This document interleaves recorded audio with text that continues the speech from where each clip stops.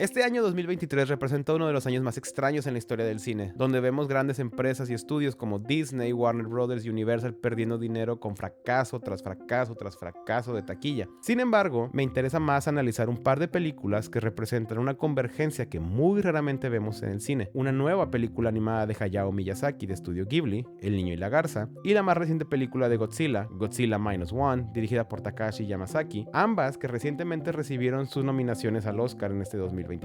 En el caso del Niño y la Garza, una mejor película animada, y en el caso de Godzilla Minus One, a mejores efectos visuales. ¿Qué mejor momento para hablar de este par de películas que representan fuertes contendientes para la próxima temporada de premios, especialmente los premios de la Academia?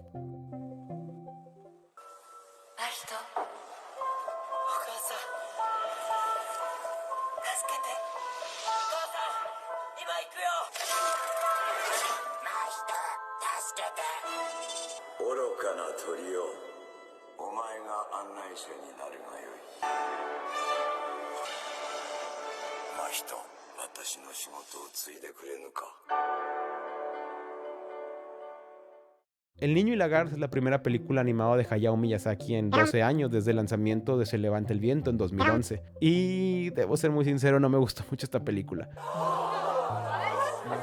Primero, hablando acerca de los aspectos positivos de esta película, podemos mencionar, por supuesto, todo el asunto de producción. Hay muy pocos estudios animados en este mundo que puedan competir en el mismo nivel en el que se encuentra Estudio Ghibli, tanto en animación como en música. Siendo una producción de Hayao Miyazaki, uno de los más grandes genios animadores de todos los tiempos, podemos afirmar que El Niño y la Garza, sin duda alguna, es una pieza de arte visual. La animación está en su punto, todos los personajes están maravillosamente animados, maravillosamente diseñados, los fondos, el diseño del mundo en el que se desarrolla la historia. Y por supuesto tenemos que mencionar el increíble trabajo de la banda sonora de Yoji Hisaishi, colaborador eterno de Hayao Miyazaki. Tener oportunidad de ver esta película en cines, que no es algo muy común para estas películas de Ghibli, al menos no aquí en Latinoamérica. Tener la oportunidad de ver la historia en pantalla gigante y con músicos surround es sin duda una de esas experiencias que uno tiene que agradecer poder vivirlas. Sin embargo, en donde creo que la película no termina por convencer es en cuestión de la narrativa y la historia que tiene la película. Es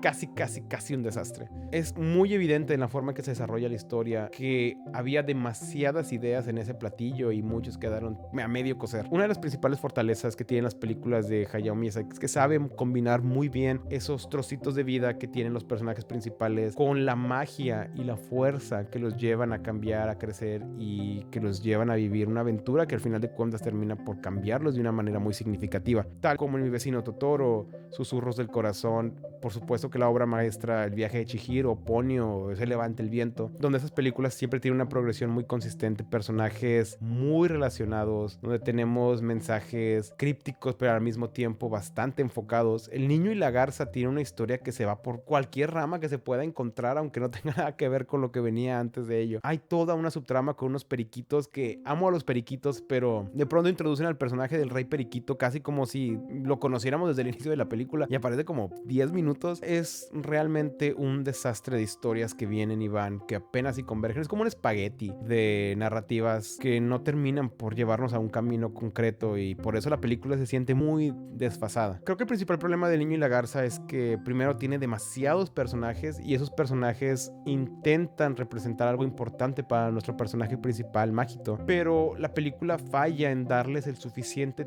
tiempo en pantalla y en darles algo significativo que hacer. El papá, en el caso de la madrastra, en el caso de la versión joven de una de las, supongo que son sirvientas, en la versión de otra dimensión de su mamá, tienen muy pocas líneas de diálogo, tienen muy poco que hacer en la historia y no tienen realmente una relación emocional con nuestro personaje principal, al grado en que muchos de ellos se vuelven cosas muy superfluas. La película con la que es más fácil comparar El Niño y la Garza con respecto a la filmografía de Hayao Miyazaki es con El viaje de Chihiro. Básicamente ambas son películas gemelas, tienen la misma historia y la misma estructura, en donde encontramos a un personaje enajenado de su contexto, enajenado de sus padres, que son arrojados a una aventura mágica en donde conocerá a muchas personas que los harán cambiar y crecer como personajes. Sin embargo, la principal diferencia en El viaje de Chihiro, casi desde el inicio de la aventura, a los máximo 20 minutos de la película, estamos conociendo a todos los personajes que van a representar algo importante para nuestro personaje principal. Conocemos a Haku, conocemos a la bruja Lin, conocemos al criatura sin rostro. Todos estos personajes se mantienen constantes a lo largo de todo el metraje, cambiando, evolucionando, pero muy importantemente interactuando con nuestro personaje principal, Chihiro, ayudándola a crecer, a ver de manera diferente el mundo y, más importante, a sí mismo. De tal manera que cuando llegamos al final del viaje de Chihiro, es muy evidente que la Chihiro del final no es la misma que la del inicio. En El Niño y la Garza, los únicos dos personajes que realmente tienen peso son el personaje principal, Mágito, y la Garza. Supongo que por eso le pusieron así en Estados Unidos y por lo tanto en México.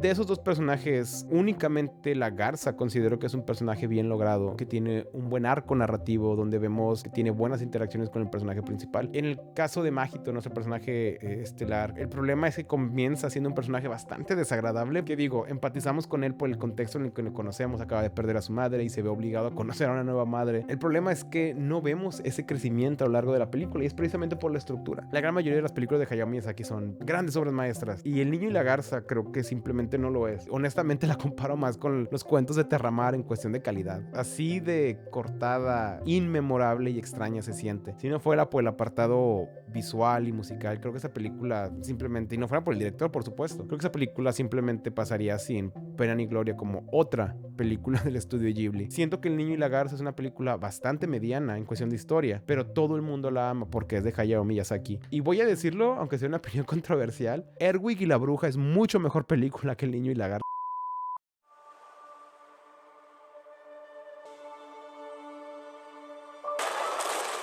あの怪物の生態は未知のことが多すぎて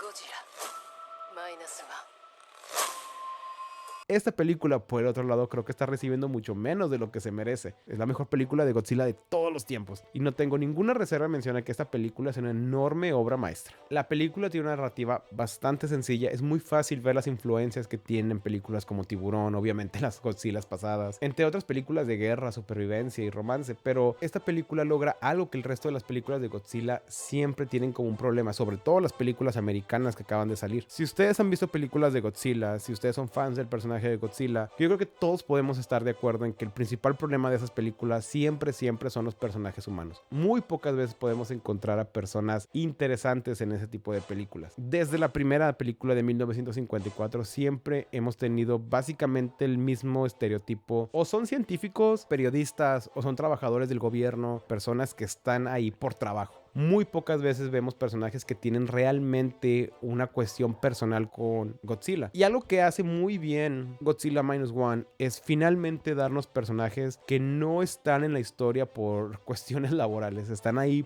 por cuestiones ajenas y que tienen algo más que contar. El personaje principal de Godzilla Minus One, un expiloto kamikaze, intentando reconstruir su vida junto a esta mujer que acaba de conocer posterior a la guerra mundial y a una niña que no es de ninguno de los dos, pero que ambos ven como su hija, toca muchas fibras sensibles en el espectador porque los personajes se sienten muy bien dibujados, muy tridimensionales y la relación entre ellos sobresale de la pantalla. No nada más ellos, sino los nuevos compañeros del personaje principal, el científico, el capitán y el compañero, tienen un carisma que hace que la audiencia se sienta atraídos hacia sus personajes. Y eso es sin duda lo más complicado de hacer en cualquier película, mucho más en una película de Godzilla, y que esta película lo haya logrado con tanta aparente facilidad es realmente admirable. Godzilla de 2024, hay un motivo por el cual Bryan Cranston se convirtió en el standout de esa película. Es porque su personaje es el único que tenía realmente un conflicto con Godzilla que no se limitaba al trabajo. Y la película obviamente arruina eso, matando a su personaje y de pronto dejándonos con su hijo que ahora sí es militar y tiene que ver con Godzilla porque es su trabajo. Ese es el motivo por qué Godzilla 2014 se cae a la mitad de la película. Ni siquiera es la mitad, creo que es el primer tercio. Godzilla Minus One es un ejemplo de una película realizada con aparentemente poco presupuesto, pero que sabe dónde poner la atención en las cosas importantes. Y es una lástima que no hayamos visto esta película competir por mejor película extranjera. Incluso me atrevo a decir que mejor película, una nominación, si no le quieren dar el